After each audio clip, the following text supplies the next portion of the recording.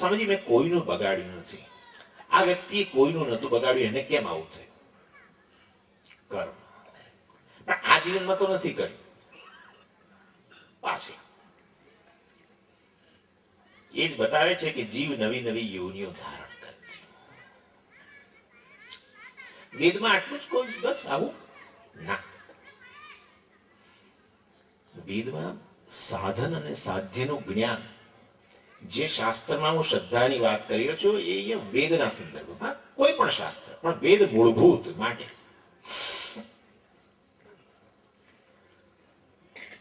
જીવનમાં ઈચ્છિત ફળની પ્રાપ્તિ માટેના બધા પ્રયત્નો વિફળ ગયા પછી મનુષ્ય વેદમાં કોઈક સાધન શોધે.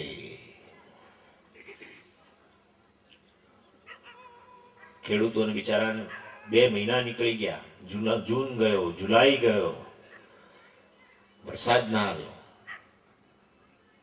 શું કરવું જોઈએ? જુઓ, પૂછાવે, સલાહ લઈએ. વેદમાં છે કઈક એવી વસ્તુ જેના દ્વારા કોઈ યજ્ઞ કરીએ કે વરસાદ થાય?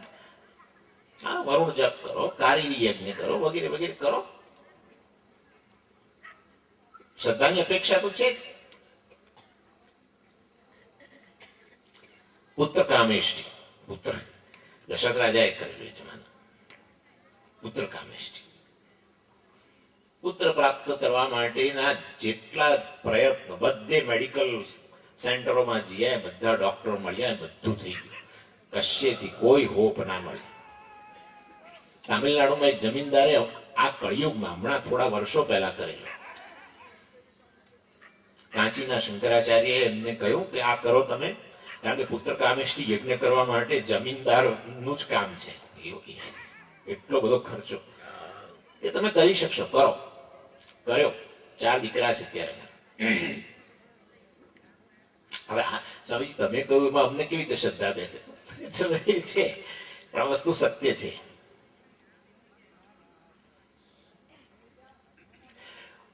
તમારા કર્મ અને કર્મફળ વચ્ચેનો જે ગાળો છે, એમાં અજાણ્યા ને જાણ્યા પરિબળો અનેક છે. માટે પ્રત્યેક કર્મ પછી ઈચ્છિત કર્મફળ મળતું જ નથી. બરાબર? દરેક વ્યક્તિ ઈચ્છે ખરા, પણ આવે જેવું નથી થતું. એનો અર્થ કે એ કર્મફળને ઉત્પન્ન કરવામાં જે અમુક પરિબળો હતા, એ મને ખબર નથી. જાણીતા પરિબળોને તમે હંમેશા ધ્યાનમાં લો, જેને આ લોકો પ્લાનિંગ કે છે. પ્લાનિંગ કરીએ છીએ અમે. અજાણ્યા પરિબળોને ધ્યાનમાં લેવા ઈશ્વરને પ્રાર્થના કરો, યજ્ઞના રૂપમાં, ગમે તેના રૂપમાં. એ યજ્ઞ દ્વારા તમારા ઈચ્છિત કર્મફળની પ્રાપ્તિમાં રહેલો અવરોધ દૂર થાય. કોઈ પણ કર્મ કરશો ને, એનાથી ઉત્પન્ન થતું કર્મફળમાં અનેક પરિબળો છે. બહેનોને દાળ બનાવતા ને રોજ, એક પ્રકારની ના બને, કહેવાય તો એ તો ભાઈ ડાઇનિંગ ટેબલ પર બેઠેલા જ કે આ જરા આમ વધારે પડી ગયું છે, પેલું વઘાર પડી ગયું છે, પેલું થઈ ગયું છે. ના સ્વામીજી બધું આખું મને ખબર છે કેવી રીતે આ કર્મ કરવું. દાળ બનાવવાની મને ખબર છે, હોય તોય નથી થઈ શકતું. એક જ ધારું કશું નથી થઈ શકતું. અર્થાત કોઈ અજાણ્યા પરિબળો છે. નાનું કર્મની વાત કરી રહ્યો છું તો જીવનમાં હવે કેટલા અવરોધો છે કે જેમાં હું જે ઈચ્છું છું મને નથી મળતું. અને જીવન બહાર જગતની અંદર એના માટે જે સાધનો છે, એ સાધનોનો પ્રયોગ કરવા છતાં પણ નથી મળતો. ત્યારે વેદ સાધન બતાવે, શ્રદ્ધા.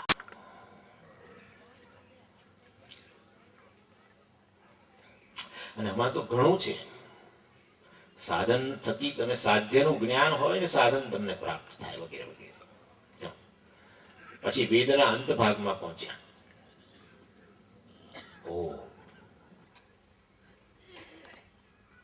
આંખ રૂપ રંગનું જ્ઞાન આપે છે. આંખ સાધન છે જ્ઞાનનું, રૂપ રંગના જ્ઞાનનું સાધન. કેવી રીતે પુરવાર કરશો? કેવી રીતે પુરવાર કરશો? કાન ધરવાથી. આંખ રૂપરંગનું જ્ઞાન આપે છે ને, કેવી રીતે ખબર પડે? કાન ધરવાથી,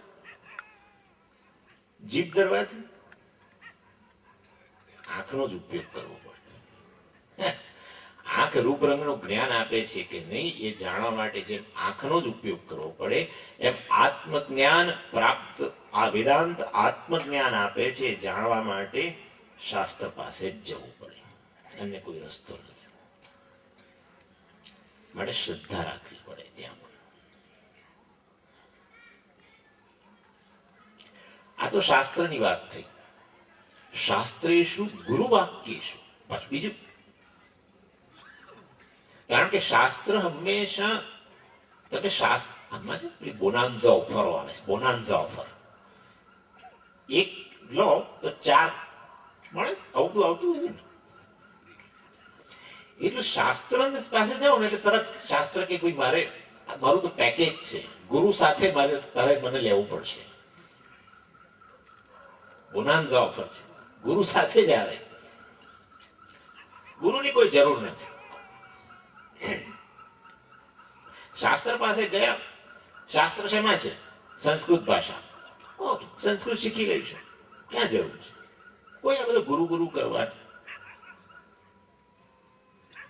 આ તો કેવું છે, એવું છે સ્વામીજી કે આ તો પેલા યુનિયન લીડરો હોય, પહેલા હડતાલ પડાવે અને પછી એ સમાધાન કરવા માટે પોતે વચ્ચે મધ્યસ્થી બને. એવી રીતે આ ગુરુ પણ કે શાસ્ત્ર આત્મજ્ઞાન આપે છે અને પછી આત્મજ્ઞાન પ્રાપ્ત કરવા માટે પોતે પ્રવક્તા બની જાય. કોઈ જરૂર નથી ગુરુની. આવું થાય છે કે છે બહાર નીકળો કે શ્રદ્ધા જતી ગુરુ.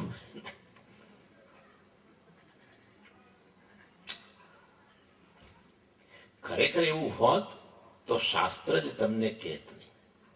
શાસ્ત્ર પાસે જાઓ એટલે શાસ્ત્ર કે ગુરુ પાસે જાઓ એવું કે. તમે શાસ્ત્ર પાસે જાઓ, શાસ્ત્ર કે શું કે ગુરુ પાસે જાઓ. શ્રોત્રિયમ બ્રહ્મનિષ્ઠમ સમિતપાણી. આત્મજ્ઞાન વગેરે પ્રાપ્ત કરવું હોય ગુરુ પાસે જાઓ.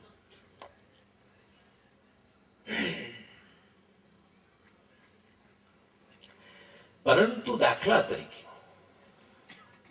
આ વસ્તુ છે કે હું સંસ્કૃત જાણી લઉં અને સીધું જ ભગવદ્ ગીતાના શ્લોકો એનો અર્થ મારી રીતે કરી લઉં તો શું વાંધો છે? અશોચ્યાનન્વશોચસ્ત્વમ પ્રજ્ઞાવાદાંશ્ચ ભાષસે ગતાસુ ન ગતાસુંશ્ચ નાનુશોચંતિ પંડિતા. શોક કરવા યોગ્ય ની વસ્તુઓનો તું શોક કરી રહ્યો છે.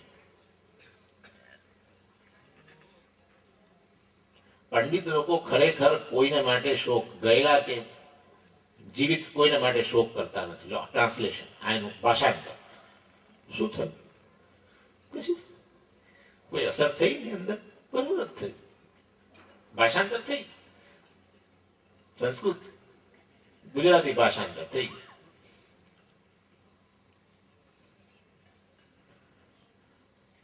શાસ્ત્ર અશોચ્ય વસ્તુ શું છે, શોક યોગ્ય શું છે, ખરેખર શોક યોગ્ય છે કે નહીં, આત્માનું સ્વરૂપ, કેટલી બધી વસ્તુ. આખું માળખું રચે. ગુરુજી આટલું ટ્રાન્સલેશન કરીને આગળ ના વધી જાય, ચલો 12મો શ્લોક, એવું ના. આખું માળખું રચે જેમાં તમને ખ્યાલ આવે કે ખરેખર શોકનું કોઈ કારણ નથી. ગુરુ જ કરે છે. કેવી રીતે કરે છે? જેને આખા શાસ્ત્રનું, ગીતા શાસ્ત્રનું તાત્પર્ય ખબર છે એ કરી શકે. ગીતા શાસ્ત્રનું તાત્પર્ય ત્યારે જ ખબર પડે, પ્રત્યેક શ્લોકનું તાત્પર્ય ખબર પડે. પ્રત્યેક શ્લોકનું તાત્પર્ય સમજવા માટે ગીતા શાસ્ત્રનું તાત્પર્ય સમજવું પડે. ગીતા શાસ્ત્રનું તાત્પર્ય સમજવા માટે પ્રત્યેક શ્લોકનું તાત્પર્ય સમજવું પડે. વ્યક્તિ ના કરી શકે. આ તો એના જેવું છે કે એક વ્યક્તિ બહુ માનસિક રીતે અસ્થિર, એ માનસિક રીતે અસ્થિર વ્યક્તિને લઈ ગયા એક ડોક્ટર પાસે, અને આની કોઈ દવા છે એમ કે આ છે એના લગ્ન કરાવી લો, એના લગ્ન થશે તો બધું ઠીક થઈ જશે. પણ લગ્ન કોણ દીકરી આપે? જ્યાં સુધી ઠેકાણું ના પડે ત્યાં સુધી લગ્ન ના થાય, લગ્ન ના થાય ત્યાં સુધી ઠેકાણું. એવું છે. આખું ભગવદ્ ગીતાનું તાત્પર્ય ખબર ના હોય ત્યાં સુધી શ્લોકનું તાત્પર્ય ના ખબર પડે, શ્લોકનું તાત્પર્ય ખબર ના હોય ત્યાં સુધી ભગવદ્ ગીતાનું તાત્પર્ય ના ખબર. માટે ગુરુ પાસે જવું પડે, જેને શાસ્ત્રનું તાત્પર્ય ખબર છે. સંપ્રદાયના આચાર્ય પાસે જવું પડે, જેને ખબર છે. સદાશિવ સમારંભામ શંકરાચાર્ય મધ્યમાં અસ્મદાચાર્ય પર્યંતા. પ્રથમ ગુરુ કોણ? આ એ ગુરુ આવી રીતે જાતે તો નથી મળ્યું, એમના ગુરુ પાસેથી મેળવ્યું. એમના ગુરુ છેવટે તો અટકવું પડશે ને. પ્રથમ ગુરુ સદાશિવ સમારંભા. જ્ઞાનની પરંપરા સર્વજ્ઞ પરમાત્માથી જ શરૂ થાય ને, એનાથી આગળ ક્યાં જવાના છો તમે? માટે ત્યાંથી શરૂ થયેલી પરંપરા જે અમારા આચાર્ય સુધી આવી, એની પાસે જાઓ તો ખબર પડે. ગુરુમાં શ્રદ્ધા. બરાબર. મીરાબાઈએ ક્યાં ગુરુ કર્યા હતા? રમણ મહર્ષિએ ક્યાં ગુરુ કર્યા હતા? મીરાબાઈના ગુરુ હતા. એ તો એના ભજનમાં જ ખબર પડે. ગુરુ ચરણ પ્રીત મોરી લાગી. રમણ મહર્ષિના પણ હતા. હું જયારે ગયો ત્યાં, ત્યારે મને ખબર પડી કે ત્યાં શેષાદ્રી સ્વામીનો આશ્રમ. એમની પાસે રમણ મહર્ષિ રોજ જતા અને કલાકો સુધી સત્સંગ કરતા હતા. એ સિવાય જે તમિલ ભાષા જાણે છે એ લોકો કહે છે કે રમણ મહર્ષિના જે શબ્દો હતા તમિલ ભાષામાં, એ બધા શબ્દોની અંદર એ સાધુઓ જે ભાષા વાપરતા હોય એ ભાષાનો જ પ્રયોગ કરતા હતા. સાધુઓનો સંગ થયેલો જ છે. તો પછી પણ આવું દેખાતું કેમ નથી? જેમ તમે ને અમે આપણે બધા ગુરુ પાસે જઈએ છીએ, વર્ષો સુધી ભણીએ, આ કરીએ, જ્ઞાન, એવું એમનામાં દેખાતું નથી. ત્યાં આ બરાબર છે. આધ્યાત્મિક જીવન એક જ છે. લૌકિક જીવન આ દેહ બહાર જન્મ થયો ત્યાંથી મૃત્યુ સુધી એ લૌકિક જીવન છે. આધ્યાત્મિક જીવન આ નથી. આધ્યાત્મિક જીવન જ્યારથી શરૂ થયું ત્યારથી ઈશ્વર પ્રાપ્તિ ન થાય ત્યાં સુધી એક જ ગણવામાં આવે છે. આચાર્ય પૂર્વ રૂપમ અંતેવાસી ઉત્તર રૂપમ વિદ્યા સંધિ પ્રવચનગમ સંધાનમ. આ આચાર્ય અને અંતેવાસી શિષ્ય બંનેનો મેળાપ થયો. પ્રવચન, એમાંથી ઉત્પન્ન થઈ વિદ્યા. એટલે આધ્યાત્મિક જીવન એક જ. એટલે ઘણા જન્મોથી શરૂ કર્યું. ભગવાન કેટલે ઠેકાણે કહે છે અનેક જન્મ સંસિદ્ધ તતો યાતિ પરામ ગતિમ. અનેક જન્મ સંસિદ્ધ બહુનામ જન્મનામંતે જ્ઞાનવાન મામ પ્રપદ્યતે. બહુનામ જન્મ. અને તેથી ઘણું બધું પહેલા પ્રાપ્ત કર્યું હોય, અહીંયા થોડુંક જે કે નાનું આવરણ હોય દૂર થઈ જાય. નાની ઉંમરમાં જ કઠોપનિષદમાં નચિકેતા, વામદેવ તો જાણો જ છો તમે બધા. વામદેવ ગર્ભે એવ પ્રતિપેદે. સુખદેવજી હોઈ શકે. જેના જીવનની અંદર આવું ગુરુ પાસે ગયા હોય બહુ, અને વર્ષો સુધી અધ્યયન કર્યું હોય ને ખૂબ સાધનાઓ કરી, એવું દેખાય નહીં. પણ એ તો બધું પતી ગયું આગળના જન્મોમાં. ના પણ હોય. અનેક જન્મથી શરૂ થયેલી છે. આધ્યાત્મિક જીવન ઘણું પહેલા શરૂ થયેલું છે. એટલે ગુરુ પાસે તો ગયા છે. ગુરુ પાસેથી જ જ્ઞાન પ્રાપ્ત કર્યું. ભગવાને કહે છે લભતે તત્ર બુદ્ધિ સંયોગ પૂર્વક. એટલે પહેલા જે પૌર્વદેહિકમ, પહેલા જે કઈ પૂર્વના દેહમાં પ્રાપ્ત કર્યું હોય ત્યાંથી જ આ જન્મ